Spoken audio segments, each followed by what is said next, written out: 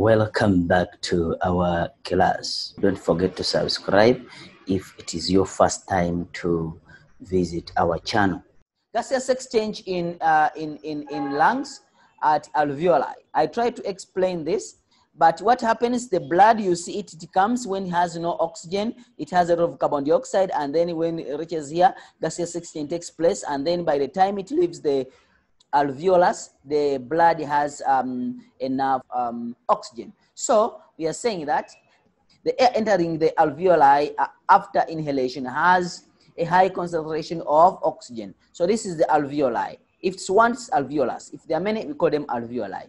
So this air which comes in, it has a high concentration of oxygen. You see it is going in. It has high concentration of oxygen. And then compared to the blood of the surrounding capillaries, compared to this blood which is surrounding the alveolus.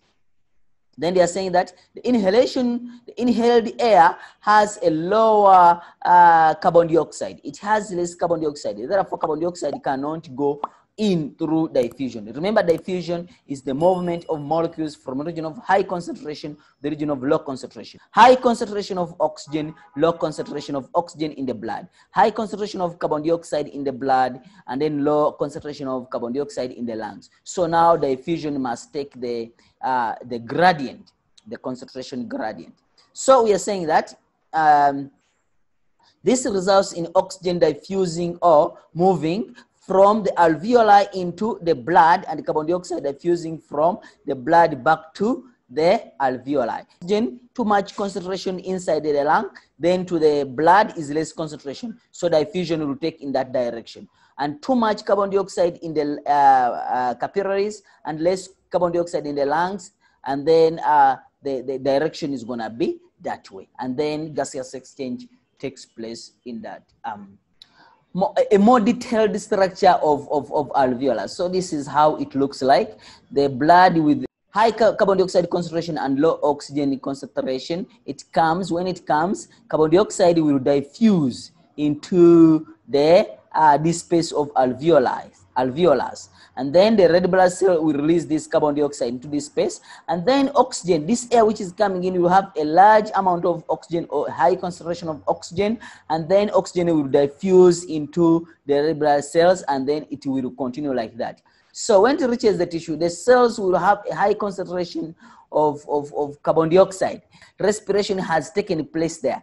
So what happens? If there is high concentration of carbon dioxide, the carbon dioxide moves out of the cells into the blood. So carbon dioxide from these cells will move out and then joins the blood. You see the blood? Carbon dioxide moves out of the cells into the blood, and then it is transported back to the heart, to the lungs, where it is exhaled. So carbon dioxide, because it has a high concentration in the cells due to respiration has taken place, then what happens? This carbon dioxide will join the blood vessels. The blood will have a large amount of oxygen. Oxygen will diffuse into these cells. Oxygen will go into the cells to carry out respiration, and then the product of respiration is carbon dioxide. Therefore, the cells will have high amount of carbon dioxide. So if carbon dioxide is too much, then it is going to diffuse into the blood, and then it's taken back to the lungs, or it's taken back to the heart, and then the heart pumps it to the lungs, and it's where it is exhaled out of the body. So this is the small mechanism. Yes, we can also bring this small mechanism. You have the atmosphere. You have, this is the general expression or explanation of all what you have tried to cover. You have the atmosphere, you have the lungs, and then you have the blood, then you have the cells. So atmosphere, air from the atmosphere goes to the lungs, goes to the blood, goes to the cells. So what happens? So during inhalation, air is dragged into the lungs. And then which air is being dragged in? Oxygen is taken into from the lungs to the blood through diffusion. And then oxygen is taken from the blood vessel to the cells, still through diffusion to carry out respiration. So how do we call this process? So we call this process gaseous exchange. It takes place as a result of gaseous exchange. From there, now because we have a lot of carbon dioxide in the cells as a result of respiration, yes, then carbon dioxide is taken to the blood, and then this process is as a result of cellular respiration, and then carbon dioxide from the blood is taken to the lungs.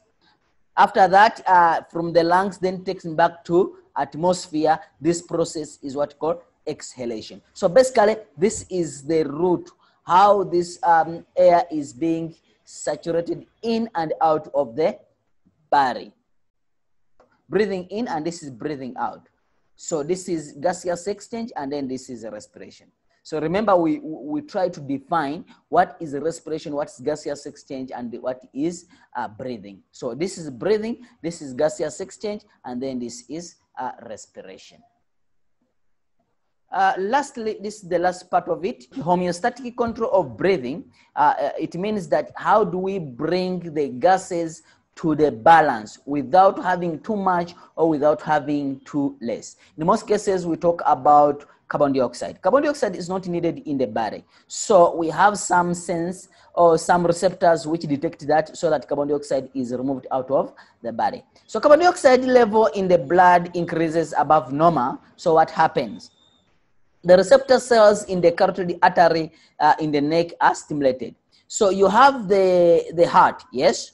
This blood, once the blood is having too much carbon dioxide passing the heart, this carotid artery is going to send the impulse, sends the impulse to the brain. So we are saying that this heart is going to detect that increase in carbon dioxide, because now the blood is acidic, it becomes acidic. What is going to help the heart to detect is the carotid arteries. This carotid artery is going to send the impulse, sends the impulse to the brain. So we are saying that the receptor in the carotid artery in the neck are stimulated. When they are stimulated, the cells send impulse to the medulla oblongata. Medulla oblongata is here. Yes, medulla oblongata, which stimulates the breathing muscles. That is the intercostal muscles and diaphragm. And the heart, what happens? It sends back the message to these muscles and to the heart, so that now they can contract. When they contract, now it means that carbon dioxide is exhaled out of the body or out of the lungs, and this heart is going to pump so fast, so that now the blood is being sent to the lungs, and then the lungs is going to breathe in and out at a very fast rate, and then the carbon dioxide is going to be exhaled out of the body. So we are saying that breathing muscles contract, increasing the rate. That's the rate, like breathing very fast, and depth, meaning that you are taking it too deep. Yes, so that you grab a lot of air from atmosphere into the lungs, and then exhaling a lot of air from the lungs to the atmosphere. The heartbeat becomes faster. Why? So that you can push more blood to the lungs. More carbon dioxide is taken to and then exhaled from the lungs. It's taken to the lungs and then exhaled from the lungs, and then carbon dioxide levels goes back to normal. So that's why it's called homeostasis, keeping the internal environment constant. Basically, that's it. That's what you need to know about this class. Tomorrow you'll be writing